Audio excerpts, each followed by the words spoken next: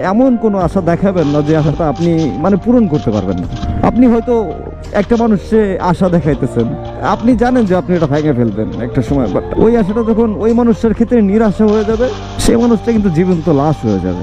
এটা হয়তো আপনি বুঝবেন না, কারণ আপনার আশাটা তো ভাঙে নাই, আশাটা তো তার ভাঙতেছে। তো এই জন্য বলবো যে আপনার সামর্থ্য অনুযায়ী মানুষে ভরসা দিবেন, আশা দিবেন যে না আমি তোমার জন্য এটা করতে পারবো, এতটুকুই করতে পারবো। আহামরি বেশিও বললেন না, যার ফলে মানুষটা অনেক অনেক মানে কিছু ভাইবা রাখবো, কিন্তু যে দিন শেষ হোক কিছুই পাইবো না, জিরো। তো এই জিনিসগুলা করেন না কেউ প্লিজ। মানুষ আর বাঁচে কয়দিন, তাই না?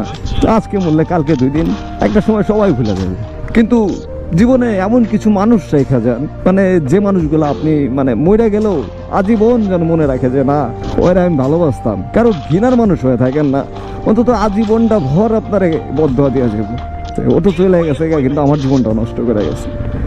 সেই জন্য বলি ভাই, মানে কখনো কারো ঘৃণা বা বদদোয়ার মানুষটা হয়েন না, ভালোবাসার মানুষ হন, যত পারেন ভালোবাসার মানুষ হন, কিন্তু ঘৃণার বদদোয়া নেই।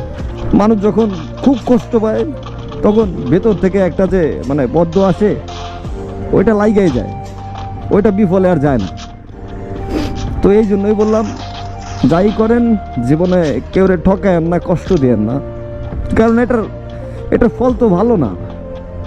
একটা সময় তো ঘুরে ফিরে আপনার কাছেই আসবে।